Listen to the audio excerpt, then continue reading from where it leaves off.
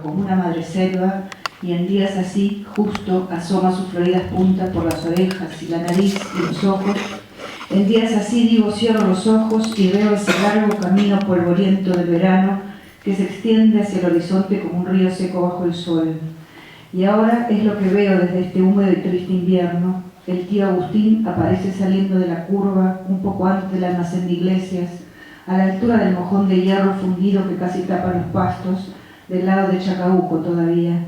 Viene corriendo con sus largas piernas huesudas, perseguido por una nubecita de polvo y un perro escuálido que ladra sus zapatillas de badana. Y leo este otro párrafo. Mi viejo es apenas una sombra al fondo del lanchón, y una luz tiembla entre los árboles. Las gotas enormes brillan y se distingue otra lancha colectiva que se acerca o se aleja, que es lo mismo, porque no vamos ni venimos, hasta que por fin, después de mucho titilar, llega rugiendo hasta nosotros como un agua viva, envuelta en lluvia, y cuando lo cruzamos me veo a mí mismo en la otra lancha, la cara contra el vidrio, los ojos fijos en mis ojos, el mismo terror, perdido en otro rincón de aquella noche sin salida. El primer párrafo es el comienzo de un cuento, Las dos abragados, de Haroldo Conti, que lleva una dedicatoria que dice: mi tío Agustín, por si algún día para de andar y alcanza a leerlo. El segundo fragmento que leí es un fragmento de la novela de Daniel.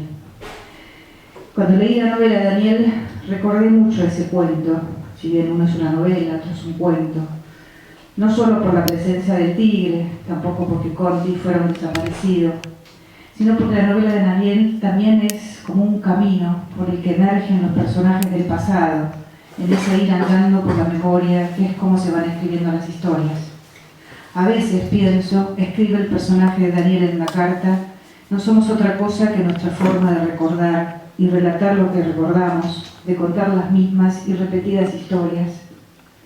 Daniel cuando cuenta y cuando escribe, cuando cuenta oralmente, cuenta mucho, narra. Es un placer escucharlo narrar. Y cuando escribe, empuja las historias siempre desde el recuerdo, como el que va viendo en la memoria y le va dictando a la voz en un estado de ensoñación.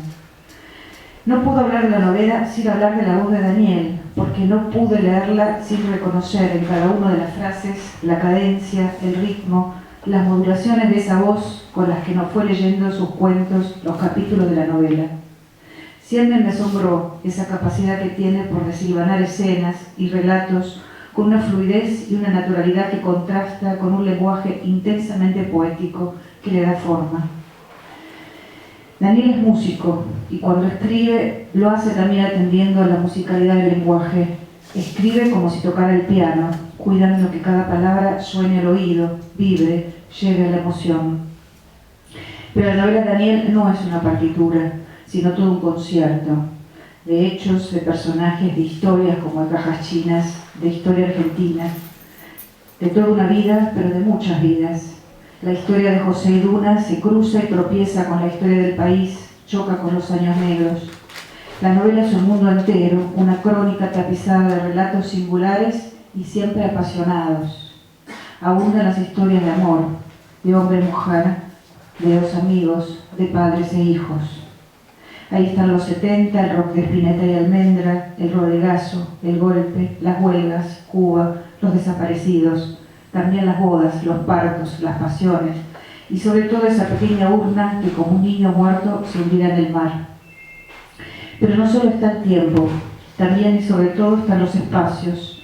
Buenos Aires en cada esquina, sobre todo Berazategui, que parece Bragado, también Rosario, Villa Gesell, Uruguay, el Tigre, y sobre todo como epicentro la fábrica.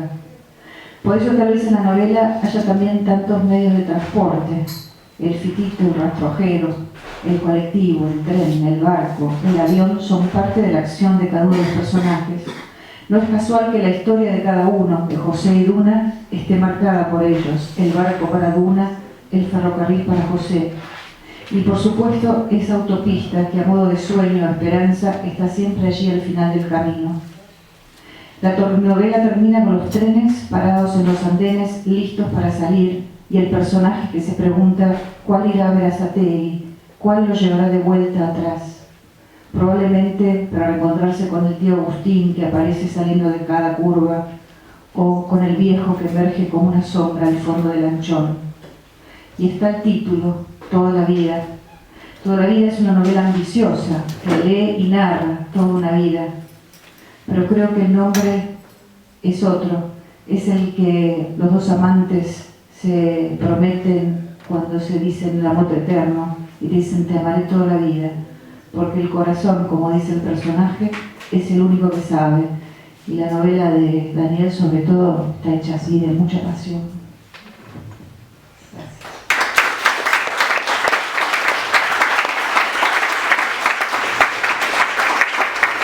A mí ya me robaron todo lo que iba a decir, así que no. Pero, primero quería comentar un par de infidencias, porque lo conocí a Daniel hace no sé cuántos años, pero hace unos años, que vino con Luis Caposo, que está acá, su amigo, a leer textos a mi casa, y yo se suponía que tenía que escucharlos y decirles lo que me parecía. Durante bastante tiempo, no mucho, porque en realidad me equivoqué en dos cosas. Una, en pensar que eran cuñados, que durante bastante tiempo pensé que eran cuñados, y la segunda, que pensé que Daniel no iba a volver nunca más. Porque cada vez que venía y yo le decía alguna pequeña cosa, porque eran pequeñas, me miraba con cara de no pienso cambiar absolutamente nada de lo que escribí. Y era tal la terquedad en su expresión que yo realmente pensé, ¿para qué viene? Si pone esta cara y me mira con este odio.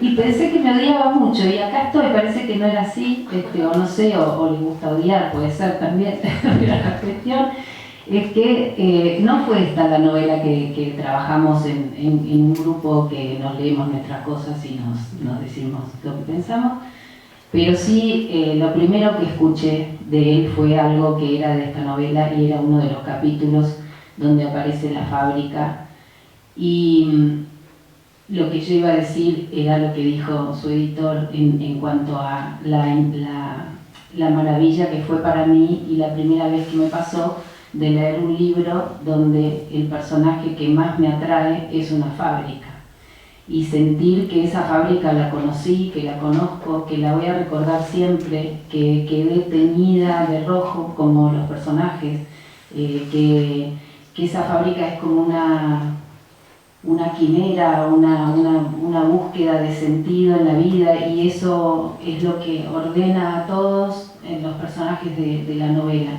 A mí no me gusta que me cuenten de qué se tratan las novelas, así que no les voy a contar.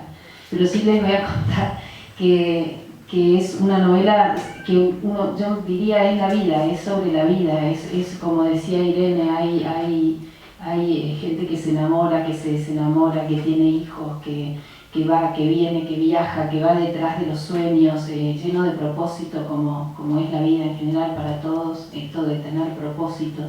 Y esta fábrica, detrás de todo eso, que es como el gran amor, no sé, es algo muy particular y muy entrañable, la geografía que tiene la fábrica y la forma en que todos están, es como si fuera, no sé, hoy pensaba, cuando venía en el auto pensaba cómo la definiría, porque es como una gran madre, un gran padre, un gran hermano, un amor, y entonces elegí un pequeño fragmento donde la describe, pero está por todas partes. Y primero ahora voy a leer eso. Un minuto. La fábrica estaba plantada sobre un colchón de barro. Años de ferrite y restos de hojalata acumulados habían formado un terreno blando e irregular de profundidad desconocida, en el que se clavaban las botas durante los días de lluvia y se perdían para siempre máquinas y herramientas. Sobre el barro compactado crecía todo tipo de pastos y yuyos. El óxido de hierro es un excelente alimento para las plantas. Matorrales rojos invadían lugares clave de la fábrica. En ocasiones, para ir de un galpón a otro, había que andar a los machetazos. Muy de vez en cuando se encaraba una limpieza general. Bastaba que el doctor diera el sí para que todo el personal se contagiara de un frenesí higiénico que transformaba la planta de Berazategui durante unos días en un campo de trabajos forzados. Hombres hormiga desmalezaban, ordenaban y cargaban a pala camiones de basura roja que salían de día y de noche de la fábrica con destino incierto. La operación terminaba con una recorrida de inspección del doctor en la que confirmaba una vez más que no valía la pena seguir limpiando aquel basural, porque de todos modos no cambiaba nada. ¿Es posible tanta mugre junta?, preguntaba Duna mirando el paisaje rojo siempre idéntico a sí mismo. ¿Cuánto ferrite tiramos? Hay que corregir esta situación, Mario, perdemos mucho producto. Y el doctor se enfrascaba por un tiempo en cálculos insolubles sobre las pérdidas en el circuito de producción. En algunos sectores el barro formaba montañas, en otros valles y lagunas. Hacia el fondo una vasta llanura irregular parecía elevarse contra los paredones perimetrales. El sistema de desagote pluvial era un complejo entramado de caños y bombas de distinto tipo y tamaño que llevaban el agua de un lado a otro llenando tachos y piletas hasta lograr el nivel necesario para arrojarla a la calle. Algunas de las bombas eran manuales y se montaban sobre carros con rueditas y tenían largas mangueras para desagotar lagunas fugaces. Otras eran bombas sumergibles instaladas para siempre en el fondo de los hoyos más profundos. Había bombas muy antiguas y ruidosas que funcionaban sin descanso y sin romperse jamás. Había bombas modernas y silenciosas que no aguantaban ni un mes. El viejo Martinola, bombista matriculado, puteaba en dialecto del Piamonte contra la industria moderna y sus máquinas de mierda y mostraba indignado algún pedazo de hierro oxidado que presumiblemente pertenecía a una bomba recién comprada. Detrás de las piletas, junto al muro, el circuito se cerraba con una gran bomba pistón que arrojaba con un golpe rítmico y profundo toda el agua invasora al mundo exterior. Alguna vez alguien jugó una apuesta sobre la cantidad de kilómetros de cañerías que tenía que recorrer la lluvia antes de salir en un chorro rojo al lado del paredón, pero no hubo ganadores ni perdedores porque nadie pudo terminar de medir jamás aquel enredo de caños y mangueras que variaba todos los días según los caprichos del agua. Cuando llovía mucho, el barro se ablandaba y las instalaciones más pesadas cambiaban ligeramente de posición, y entonces era necesario replantear algún sector del sistema o todo. El día posterior a la lluvia había que apuntalar, levantar y enderezar tanques, motores y cañerías, y también tomar nuevos niveles para evitar que la fábrica se hundiera en su propio mar interior. El verdadero mar muerto, decía bíblicamente el gordo Millán, imaginando lo que pasaría si la gran bomba pistón, donde terminaba todo el sistema, dejaba de funcionar. Creo que acá se ve lo que yo digo, que es algo omnipresente y que hay mucha gente que gira alrededor de ese personaje que es la fábrica. Y Daniel con su verborragia, porque si hay algo que es cuando escribe, además es muy digresivo y cuando habla va y viene y vuelve, pero siempre está ahí y nos lleva por una novela muy, muy entrañable. Así que, bueno, espero además que les guste tanto como a mí.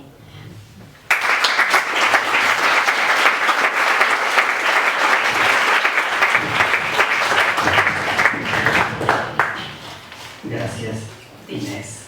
Gracias, Irene. Gracias, Leopoldo. Gracias. No tengo la menor idea de qué es lo que se dice en una situación de estas. Yo me puse a escribir para no tener que estar en el escenario tocando el piano. Así que no tengo mucho preparado ni pensado. Pensaba que a mi viejo le gustaba muchísimo escribir, de contar historias.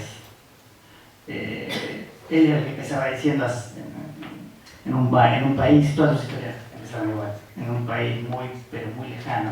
En realidad empezaba hace mucho tiempo, la semana pasada, en un país muy, pero muy lejano, más allá de Berazategui. Y las historias empezaban más allá de Berazategui, pero empezaban en Berazategui en realidad. Y no solamente le gustaba contar historias, sino que además las producía en esa fábrica. Para mí es muy raro, porque no sé quién le decía hoy que la novela esta es la infancia. Es decir, son los millones de historias que mi viejo armaba en esa fábrica, porque esa fábrica existió. Muchos de los que están acá no sabían eso. Y las historias existían. Lo curioso es que yo lo que quería escribir, cuando empecé a escribir, era contar esas historias. Y empecé a hacer esta novela que en realidad es una colección de historias. Pasan cosas y pasan cosas y pasan cosas. Lo curioso es que todas las historias que conté, ninguna de esas historias es verdad. No sé, ninguna de esas historias son las historias de mi viejo en la fábrica, que hay miles. son todas distintas, todos inventos. Y lo raro es que cuanto más me alejaba de las historias originales, más estaba hablando de esas historias originales. Ese fue el descubrimiento que hice mientras escribía. Cuanto más lejos estaba de las historias que había contado él, más cerca estaba. Inclusive los personajes, más allá de la fábrica. No hay un solo personaje que sea real. Y el personaje de mi viejo, que tendría que ser omnipresente, de hecho lo es porque es la suma de casi todos los personajes. No existe Duna en la realidad. Los personajes principales son Duna y José, que van y vienen de esa fábrica todos los días, toda la vida, a la mañana igual que a la tarde. Pero ninguno de esos personajes existió de la misma forma que las historias no existieron. Por eso, a medida que iba a escribir, cuando estaba terminando de escribir, me apareció que una de las cosas que a mí me interesaba de la novela era eso. Y se me ocurrió entonces que en la novela tenía que aparecer el escritor hablando de la historia de la cual estaba hablando con esta novela. Y eso, entonces hay una carta al final que le escribe, no está al final, está casi al final, que le escribe el escritor a su hijo contándole por qué escribió esta novela. Y lo curioso es que entonces yo ahí tendría que haber puesto las historias verdaderas. Y sin embargo esas son las menos verdaderas de todas. Bueno, ese fue el aprendizaje más extraño, que cuanto más te alejas de las cosas escribiendo, más hablas de ellas. Y después, bueno, la otra cosa que me pasó, que pensaba que valía la pena, es que bueno, yo empecé a escribir recontra tarde, porque me dediqué un montón de tiempo, estaba perdiendo tiempo tocando el piano, está por ahí Carlos me va a matar. Me digan, pero la verdad que me estaba haciendo música y entonces empecé a escribir esta novela hace muchos años ya, pero bastante tarde, con lo cual todos aquellos a los que me gustaría que lo hubieran leído ya no están. La verdad que los personajes que están acá adentro, no los que están adentro, los que están en mí, que me hicieron escribir, no existen más, no verdadero, ninguno. Y eso me resultó también bastante extraño por tardar tanto. Así que no se la pude dedicar absolutamente a nadie de lo que quisiera, no sé por qué, supongo que por pudor, pero hubiera sido a toda esta gente que no estaba. Bueno, no sé, que yo había pensado también leer alguna cosita. Vos me sacaste. No, pero si quieren leer alguna cosita, no sé, puedo leer alguna cosita.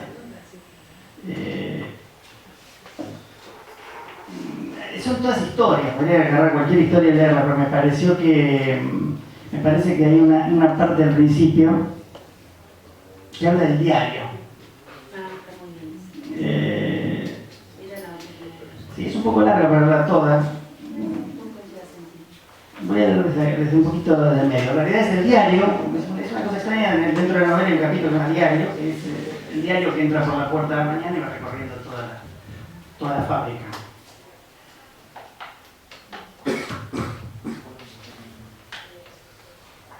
Entonces, bueno, es un poco largo, por eso voy a dar la segunda mitad de esto. Para funcionar, la fábrica necesitaba que algunas cosas circularan aceitadamente en su interior.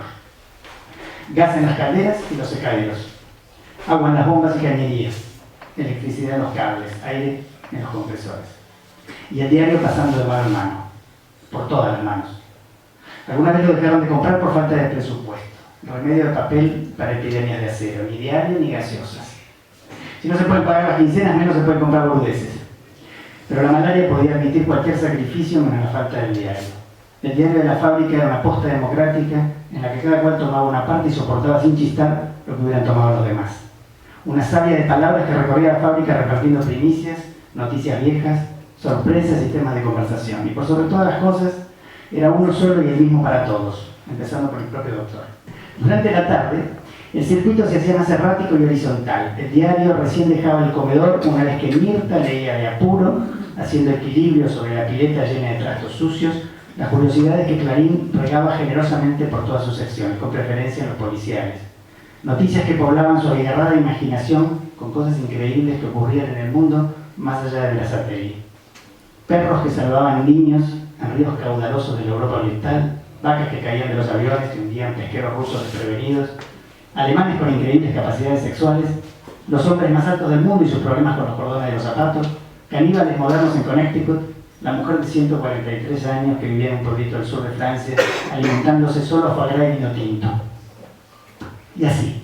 Aquella lista de los milagros acompañaba a la cocinera en sus recorridas clandestinas, levantando quiniela por los callejones rojos, y se desparramaba junto con el ferrite por los corazones de los obreros más antiguos y de algunos jóvenes fogosos que aseguraba el decir popular de máquinas y vapores. Ella recibía alegre en sus abultados 40 y tantos años con pasión abrasadora y devoción maternal.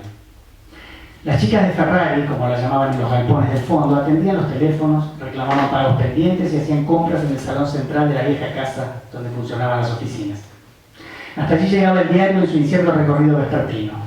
A veces se pasaba toda la tarde sobre la falda de Irma, que lo leía con maestría, el puente de sus medio anteojos apoyado en el extremo de la nariz mientras simulaba hablar por teléfono o revisar el listado de deudores. La lectura de reojo era un arte que había perfeccionado hasta la exquisitez durante los largos años gastados en aquella oficina. Aunque por respeto a su edad venerable, todos se hacían los distraídos cuando la veían, escandalosamente enfrascada en el suplemento de modas de los jueves o copiando bajo el escritorio alguna receta de cocina. Otras veces el diario se dividía en forma democrática entre todas las chicas y el salón se salpicaba de comentarios indignados o sorprendidos sobre el estado general del mundo, la maldad intrínseca de los políticos o el pronóstico del tiempo para el fin de semana. Entonces, alguien desde el fondo venía a buscarlo con las botas cargadas de barro. Y aquel derrotero perdía la precisión de las jerarquías y las costumbres. Y el diario, ya maltrecho y bastante desalineado, tomaba caminos difíciles de prever. Mapas de una tarde que avanzaba con las ganas de irse a casa. Las luces prendidas para poder ver la sección deportiva entre los hornos del secadero, o en los depósitos donde ya se despachó la mercadería y los muchachos toman un mate tranquilos mientras el diario pasa de mano en mano y cambia de color y de tamaño. O en el taller de herramientas ya guardadas en el pañol y el Tano y sus hombres rojos que descansan de tanto trabajo. O en el calor rugiente de la sala de calderas. O después de la ducha que sale por el caño pelado allá arriba y es más helada que la tarde porque reventó la conexión de vapor. Algún día vamos a tener que instalar calefones como la gente, doctor. Tal vez fue el oficial de planta que va a quedarse solo con el frío de la noche a cuidar las máquinas. O el ingeniero Goldstein que pasó temprano y se lo llevó para verlo después en casa. O alguno de los vendedores que preguntó si alguien lo necesitaba. O el asiento vacío del acompañante del camión de reparto. O algún tacho donde prendieron un fuego para quemar basura y calentarse las manos. O el viento que lo desparramó en los pastizales rojos. O ese portero que vuelve caminando despacito hacia la estufa eléctrica que le han puesto en el cuartito de la entrada y que a duras penas le calienta los pies. Vuelve despacio con el último pedazo del diario en la mano, después de cerrar el portón con un chirrido y un golpe seco tras el último auto que salió, cansado, levantando remolinos transparentes de polvo rojo. Esa es la fábrica. Bueno, nada, la otra cosa que me gustaba a mí era contar una historia de donde estuviera el trabajo, porque no sé si a ustedes les pasa, pero a mí me pasa que en las novelas y en el cine el trabajo no aparece, la gente no labura, las cosas le pasan en un limbo, es una historia de amor, nunca. Y acá la verdad que todo es como hacemos todos los días, ¿no? De la mañana a la noche laburando y todo lo que va pasando con ese trabajo que es la fábrica. Después, lo único que me queda me sería leer un pedacito de lo que le dice el padre al hijo, es decir, el señor este que escribió esa carta.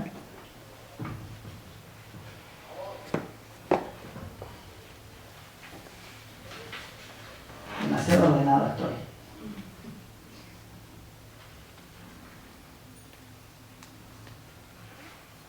Sí, esto. En realidad, mi vida fue muchas veces un reflejo empalidecido de mis cuentos y mis novelas. Al principio era un juego de coincidencias que parecían despertar de escritos olvidados para presentarse sin aviso por el entonces aburrido paisaje de mis días. Entonces pensé que la historia, mi historia, podía ser mía si primero la contaba yo. Y esta revelación fue probablemente la que me decidió seguir escribiendo y ser escritor. Conjura en continuado de deseos que nunca se cumplieron, porque como mucho más tarde fui aprendiendo, en la literatura, al igual que en la realidad, nunca aparecerían aquellas cosas que yo quería que aparecieran, sino las que al universo se le daba la gana de mostrar.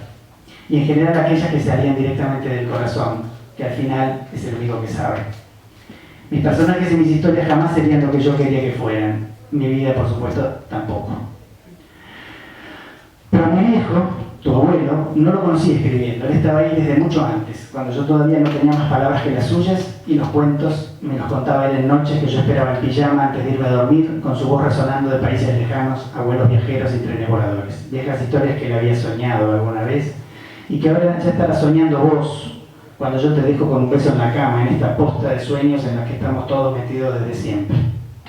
Él estaba antes del principio y sigue estando. Los personajes y las historias se le parecen como una anticipación de lo que vendrá, como si todo hubiera sido dicho de una vez y para siempre, en una lejana y única primera vez. Eclesiastés. Pero la forma de contar la historia sí cambia, y a veces pienso que probablemente eso es lo único que cambia, y que no somos otra cosa que nuestra forma de recordar y relatar lo que recordamos, de contar las mismas y repetidas historias. Entonces vale la pena contar de mi manera cómo fueron algunas cosas, por lo menos como las recuerdo yo. Bueno, en este tono es lo que habla esta carta, y eso es lo que yo les decía antes que me pasó a mí cuando escribía esta novela, descubriendo que hablando de esas cosas hablaba de las que quería hablar. Así que bueno, también estoy diciendo solamente que no la dediqué a la novela, pero que se la dedico a Lucho, que es mi viejo, y que, bueno, no está hoy acá ni mucho menos, pero estaría lindo. Bueno, gracias.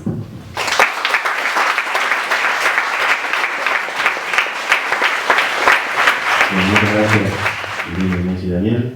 Gracias a todos ustedes por haber venido. Les proponemos que disfruten de la novela, que para eso está, y que sigamos juntos un rato más brindando con un buen vino tinto.